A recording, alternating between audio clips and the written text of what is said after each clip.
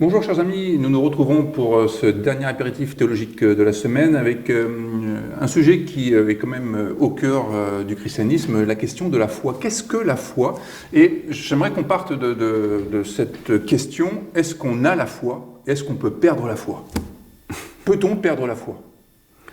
En tout cas, on peut ne plus la travailler, on peut ne plus l'entretenir, parce que je pense que la foi est quelque chose qui s'entretient, qui se développe et qui se travaille. On n'a jamais la même foi du jour au lendemain, et c'est tout un travail d'une vie d'entretenir cette foi. Certains théologiens parlent d'un dynamisme de la foi, parce que justement, c'est jamais une foi passive, c'est toujours quelque chose qui bouge en fonction du contexte de vie dans lequel nous nous trouvons, et cette foi évolue. Donc elle est dynamique. Donc ça signifie que la foi, effectivement, n'est pas quelque chose de figé, qui serait inscrit dans le marbre. D'ailleurs, le dynamisme de la foi, c'est une expression de Paul Tillich, c'est même un de ses livres, et il dit il faudrait éviter qu'il y ait une méprise sur ce qu'est la foi. Il dit, par exemple, la foi, ce n'est pas le fait de croire ou de tenir pour vrai toute une liste de choses assez incroyables. On ne demande pas à croire dans des trucs surnaturels pour être croyant. La foi, c'est la confiance. Foi et confiance, c'est le même mot. C'est la confiance dans une parole qui nous est adressée, et la confiance consiste à dire « cette parole, elle me fait vivre ». Cette parole, elle a pour moi un caractère ultime et déterminant.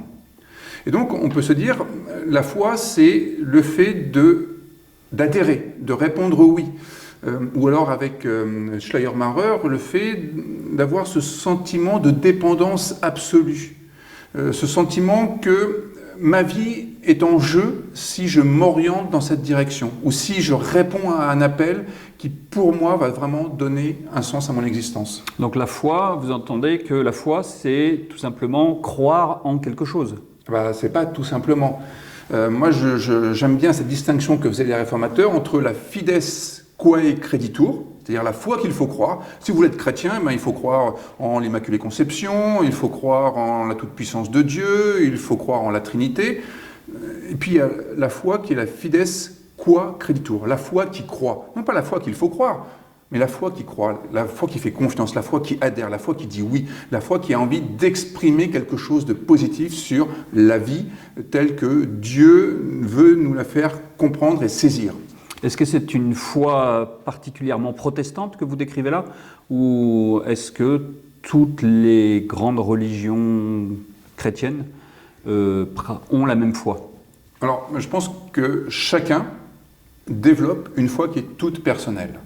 Et comme on a eu l'occasion de le dire au sujet de la religion, on peut considérer que chaque religion est une langue, et donc une langue, c'est une langue personnelle, qui développe une façon personnelle d'aborder la vie et de pouvoir s'orienter dans les chemins de la justice. Et donc, j'aurais tendance à dire, la foi, ça ne peut pas être la foi de l'Église. On ne peut pas se soumettre à une foi qui serait une foi commune, une foi institutionnelle. Bon, eh bien, j'espère que cela sera l'occasion pour vous de développer votre foi et de ne pas en rester à la foi de Louis Pernaut. Ok? Très bien. À très bientôt, la semaine prochaine, pour d'autres apéritifs théologiques. Bon week-end, à lundi. Au revoir.